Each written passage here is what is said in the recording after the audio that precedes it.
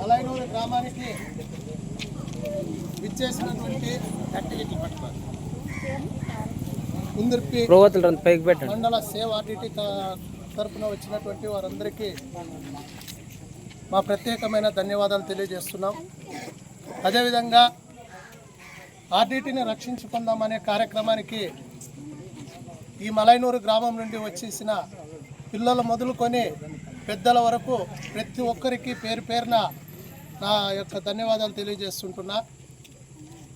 ముఖ్యంగా ఈరోజు ఈ కార్యక్రమం ఎందుకు పెట్టామంటే గత 50 సంవత్సరాల నుండి మనకు ఊహ రాకముందు నుండి ఆర్డిటి సంస్థ ఈ యొక్క అనంతపురం జిల్లాలో నెలకొల్పడం జరిగింది. ఎక్కడో స్పెయిన్ దేశంలో పుట్టి మన ప్రాంతానికి వచ్చి 55 సంవత్సరాల క్రితం అత్యంత కరువు ప్రాంతమైన మన అనంతపురం జిల్లాని ఎంచుకున్న కీర్తిశేషులు ఫాదర్ ఫెరర్ గారి యొక్క ఆశయాలు అయితే ఏదైతే ఉందో కరువు ప్రాంతాల్లో ఉన్న ప్రజలను ఆదుకోవాలనే ఒక ఉద్దేశంతో ఫాదర్ ఫెరర్ గారు ఈ యొక్క అనంతపురం జిల్లాకు రావడం జరిగింది. గత 55 సంవత్సరాల నుండి విద్య, వైద్యం, ఆరోగ్యం అన్ని యొక్క వివరాలను మన ఫాదర్ ఫెరర్ గారు మనకు సంకల్పించడం, మనకు మార్గదర్శకంగా ఉండడం జరిగింది. ఈరోజు ఆ సంస్థ మూతపడడం జరిగింది. అంటే గతంలో ఉన్నట్లుగా ఇప్పుడు మన కార్యక్రమాలు జరగట్లేదు.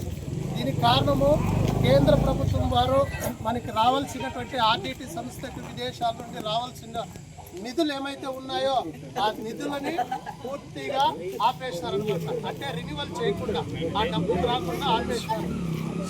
ఆ నిధులను ఆపేసిన దానివల్ల ఈరోజు మనకు ఆర్డిటి సంస్థ అరకొరగా కార్యక్రమాలు చేయడం జరుగుతుంది. కాబట్టి కేంద్రంలో ఉన్న ప్రభుత్వం గౌరవ నరేంద్ర మోడీ గారు చిన్న చిన్న విషయాలను దృష్టిలో పెట్టుకొని ఈ యొక్క ఆర్డిటి సంస్థకు నిధులు రాకుండా ఆపేయడం జరిగింది.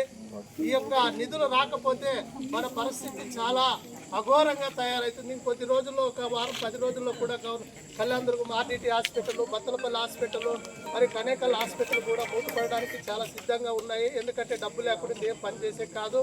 ఇవన్నీ మూతపడకుండా ఉండాలంటే మనం కేంద్రంలో ఉన్నటువంటి గవర్నమెంట్ వెంటనే ఆ యొక్క FCRCను రెన్యువల్ చేసి ఆర్డిటి సంస్థను ఆదుకోవాలని చెప్పేసి తెలియజేసుకుంటున్నాం.